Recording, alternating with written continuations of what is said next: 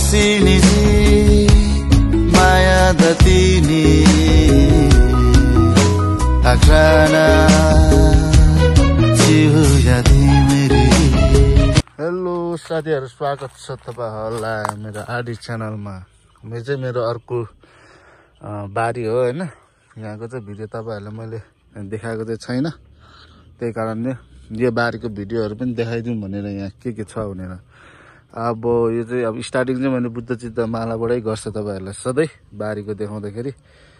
फुल फुल्न थालिसकेको छ हैन। यहाँ लगभग 80 90 100 150 वटा छ बिरुवा। कोही कोही त मर्यो होला।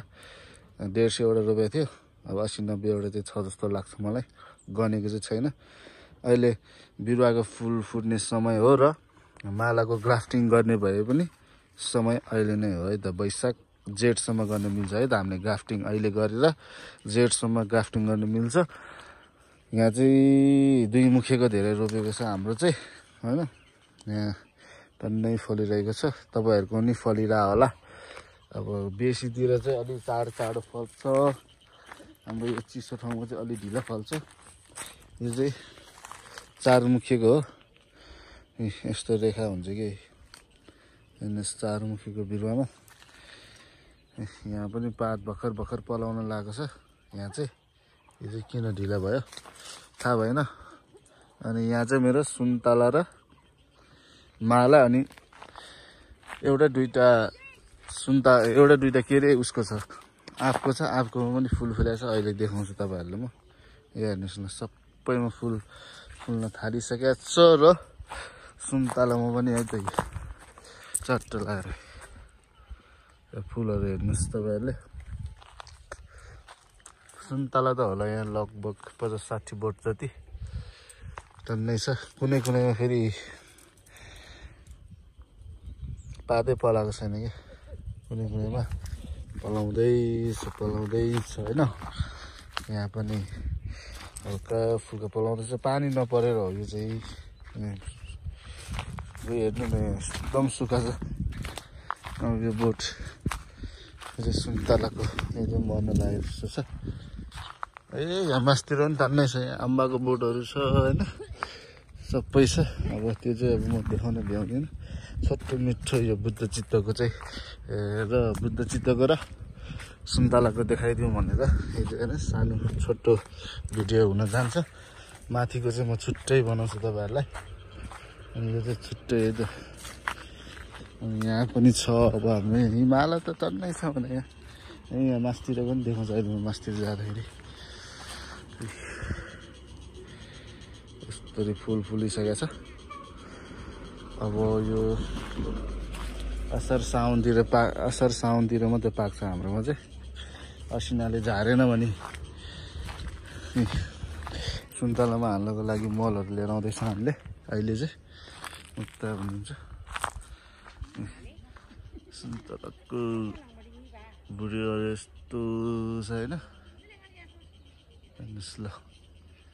अब तपाईहरुलाई म अर्को 3 मुखेको बिरुवाहरू देखाउँछु है त। अहिले एकछिन वेट गर्नुहोस्। गाइस साथीहरु, म चाहिँ यही मल खनाउँदैछु। एकदम मालाको भिडियो बनाउँदै अब मल यहाँ के रे खनाउनु पर्यो रे। त्यही कारणले गर्दाखेरि यस्तरी अहिले चाहिँ एक हातले भिडियो बनाउँदै गरिरहेको छु मैले चाहिँ। यत्रो गर्नुपर्छ। अझै 4-5 वटा छ। ओसार्दै पनि ल्याउँदै छ हैन। टक्क लाएरै अझै छ। अनि यहाँ हाम्रो आँपको बोटमा चाहिँ लटरम्म फुल्छ है साथीहरु। हेर्नुहोस् हाम्रो यो काभ्रेमा पनि काभ्रे यो अब अलि पहाडी भेगमा आँप फल्न लाग्छ। अब मैले चाहिँ त्यसरी खनाउँदै आइरहेको छु। अझै पनि बाँकी छ। अझै लिएर आउने क्रम जारी नै छ है त साथीहरु। अहिले एकछिनमा फेरि भेटौँला है। यस्तरी खनाउनु पर्ने छ। खनाको पनि देखाउँछु तपाईहरुलाई। यो बोरालाई यसरी उठाउने हैन साथीहरु। यसरी खोल्ने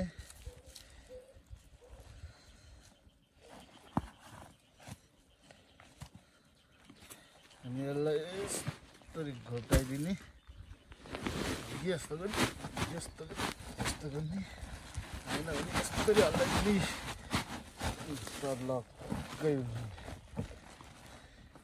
तपाईँहरू पनि यसरी नै गर्नु होला है त मैले चाहिँ तपाईँहरूलाई देखाउनको लागि मात्र अझ यहाँ टन्नै छ मेरो गर्नुपर्नेहरू चाहिँ होइन अर्को एक बोरा आइसक्यो यहाँ एक बोरा आइसक्यो के गर्नै पर्यो होइन यस्तै छ जिन्दगी ल फेरि यो चाहिँ तिनमुखेको हेर्नुहोस् ल यो चाहिँ अर्को पालि फल्छ यो चाहिँ सर्लक्कै तिनमुखे हेर्नुहोस् तिनमुखेकै यस्तो यस्तो रेखाहरू देखिन्छ यहाँबाट अलि देखाउन गाह्रो क्यामेराले क्या छ घाम डाइरेक्ट लाग्यो कि हाम्रो मल बोकेर आउँदैछ उताबाट होइन यहाँ चाहिँ लोकल्स गोलभेडा छ अघि तलको फ्लाइटमा गरेको थियो आज माथि अहिले माथि सर्लक्क यस्तो रहेर हेर्नुहोस् मल आइपुग्यो अब मेरो काम पनि सुरु भयो है त साथीहरू ल हेर्नुहोस् साथीहरू पहिरोले यस्तो भएको छ तलतिर सबै भत्किया छ उता घरको दुईजना बच्चाहरू बित्यो पहिरोले गरेर अस्ति पनि देखाएँ मैले बारीहरूको अवस्था यस्तै छ यसपालि खै पानी परेन अहिलेसम्म यस्तो छ हाम्रो बारी चाहिँ सुन्तला र माला अब अहिले एकछिनमा तपाईँहरूलाई म हामीले बच्चामा खाने अम्बाको बोट देखाउँछु होइन अलिकति माथि पुगेपछि यहाँबाट देख्ने नजारा चाहिँ यस्तै छ है फेरि ल हेर्नुहोस् साथीहरू मिठो अहिले चाहिँ धुलो भएको छ होइन यता वरिपरि राम्रो देखिँदैन जता हेऱ्यो भने माला र सुन्तला मात्रै यहाँ हेर्नुहोस् यहाँ अर्को मुख्यको बोट यस्तो हुन्छ यहाँ चाहिँ पात पलाउने सुरु गरेको छ यिनले यसमा पनि सुरु हुन्छ बिस्तारै यहाँ चाहिँ हेर्नु पात जमक्कै अब अहिले भेटौँला फेरि तपाईँहरूसँग है त साथीहरू ल हेर्नुहोस् साथीहरू यसको चाहिँ सबै हाँगा काटेको रहेछ यो के फल हो चिन्नुभयो तपाईँहरूले यसको पात चाहिँ काम लाग्छ टपरी बनाउनलाई यो भित्रको पनि यो फल पनि खान्छ अब तामाङ भाषाबाट चाहिँ मग हो कि के भन्छ यसलाई अब तपाईँहरूको भाषामा के भन्छ कमेन्ट्स गरिदिनु होला है त कमेन्ट्स हेर्नुहोस् यहाँ पनि अर्को तिनमुखेको छ है तिनमुखेको चाहिँ उयो सेतो धर्काले चिनिन्छ है साथीहरू मैले अब त्यो मल खनाएर सिधिसक्यो आजको अब माथि पनि गर्नुपर्ने छ यहाँ मुलाहरू लटरममा छ होइन अनि यहाँ मेटर पनि छ होइन चट्ट लगाएर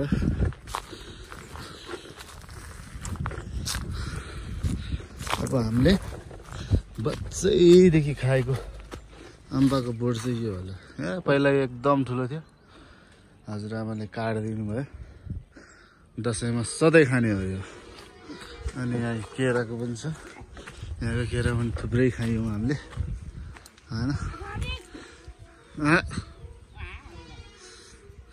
त्यही कारणले गर्दाखेरि अब चाहिँ यतातिर देखाउँ अलिअलि यहाँ पनि छ चराको गुड पनि रहेछ हाम्रो घर देख्छ यहाँबाट चाहिँ टेक ल्याएर ल साथीहरू अब यति भन्दै म चाहिँ बिदा हुन्छु आजको एपिसोडमा होइन तपाईँहरूलाई अनि मेरो नयाँ गीत निस्केको छ लिङ्क राखिदिएको छु हेर्न सक्नुहुन्छ अनि कस्तो लाग्यो भन्नु होला अनि तपाईँहरूको मालाको बिरुवा कस्तो भइरहेछ त्यो पनि कमेन्ट गर्नु होला है त साथीहरू ल यो च्यानललाई चाहिँ सब्सक्राइब सेयर सबै गर्नु पऱ्यो मेरो च्यानल मोनेटाइजेसन भएको छैन मोनेटाइजेसनको लागि सबले फुल भिडियो हेरिदिनु पऱ्यो है त हस् त धन्यवाद केराकै बोटबाट केरा पनि फलिरहेको छ फेरि हाम्रो होइन लटरममा ओके बाई